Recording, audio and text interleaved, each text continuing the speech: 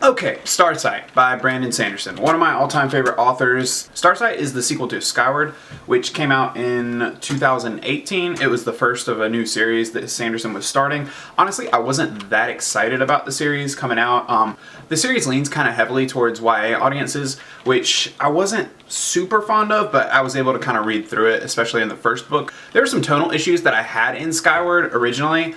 I was able to read through them, and it wasn't like a big deal, but it wasn't my favorite of Brandon's work. It was more just a placeholder, you know. I'm waiting for a lot of his other books to come out. If you're familiar with his Cosmere books, you're probably looking at Stormlight Archive right now. You're waiting on Wax and Wane books. You love the Mistborn era. This new series with Skyward, I don't really know what it's called. I'm surprised he hasn't given the series a name. I'm assuming they're just calling it Skyward. That's the closest thing that I can find. You know, it wasn't exactly what I wanted. But that being said, just wanting to read something from Brandon, I feel like these books are pretty good placeholders and they're starting to stand well on their own. So jumping into what I thought about STARSIGHT, the sequel to Skyward, I already liked it better right off the bat. Just within a few chapters, one of the first things that I noticed was something that I had a problem with in Skyward, being Spinta, our main character's, I guess just tone, personality. I didn't really love her voice. I guess I'm also not a big fan of first-person point of view writing styles. You really have to pull me in. The only reason that I accepted it here and really stuck with the book was because it was a Brandon Sanderson book and I really trusted him.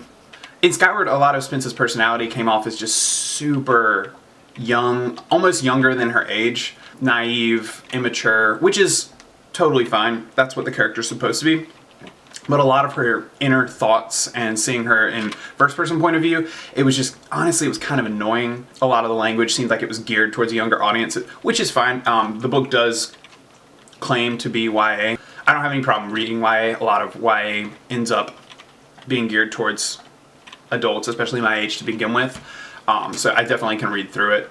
I really enjoyed Skyward. The story turned out really great. Something Brandon does a great job of is keeping you just kind of on your toes, on the edge of your seat, all the way till the end. Lots of foreshadowing, lots of world building, lots of questions that need answering, etc. That helps a lot. The pacing of his books is always so great, especially for one that's only around 100,000 words, being the books in this series so far.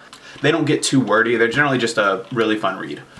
So going back to STARSIGHT, right off the bat, Spinta's character was a lot less annoying.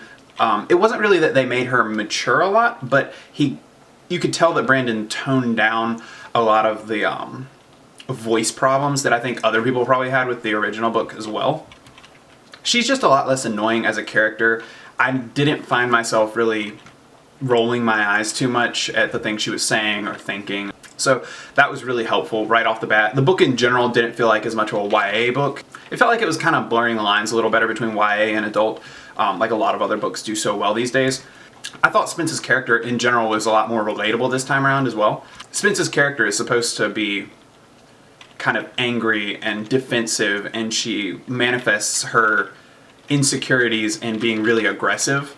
And it's just always been kind of over the top for me. I can read through it, but it did bother me in Skyward. In STARSIGHT, that's toned down so much. That definitely feels a lot better. So moving on without too many spoilers from the last book, Skyward ended with a lot of questions, but it also gave us a lot of world building possibilities.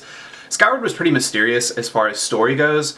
World building was kind of obscure. There were a lot of questions that needed to be answered. They answered some in Skyward, especially at the end, but there was still a lot to go. Some of the world felt a little bit thin. Here in STARSIGHT, everything is built out pretty much to perfection as far as I'm concerned. You get a lot better look at the world, not just the world, but the entire universe that the characters inhabit and the conflict that we're dealing with here. It's all built out. It's very thorough. It's alive. It's colorful. It's great. I love that aspect of the book. Across the board, the language was a lot less juvenile, so I definitely appreciated that. When it comes to plot twists, nobody does it better than Brandon Sanderson in fantasy, at least for me. If we're talking about like the broad scope of fantasy novels, Brandon Sanderson his plot beats are just so well drawn out. I never find myself, I guess, really unsatisfied with character arcs or plot twists, etc. And this book is no exception. There were at least 3 or 4 points in the book where I would finish a chapter and I just had my mouth open and I was like, wait, what just happened? And I love that in a book. It's hard to find that.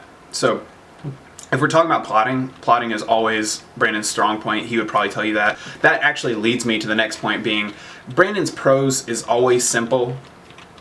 Everyone knows that. He speaks about his prose. He says he goes for an Orwellian prose, that prose should be a lens through which you see the story.